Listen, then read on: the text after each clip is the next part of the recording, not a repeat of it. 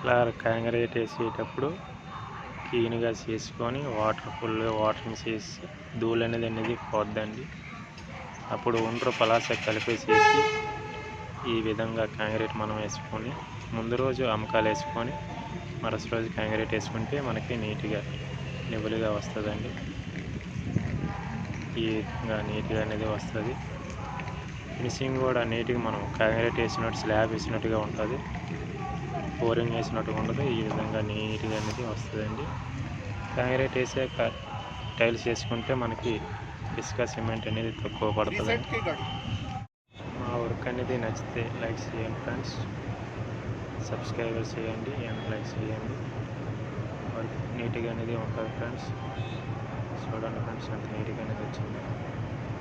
మనం 3 ఇంచెస్ మాత్రం కన్ఫర్మ్గా వేసుకోవాలి ఫ్రెండ్స్, లేదంటే ఊడిపోద్ది. బుక్లాడి కార్లు వెళ్తాయి కాబట్టి మనం వీలైనంత దళసరి వేసుకుంటే వీలు చేసుకొని దళసరి మెయింటైన్ చేయాలి ఫ్రెండ్స్. ఓకే.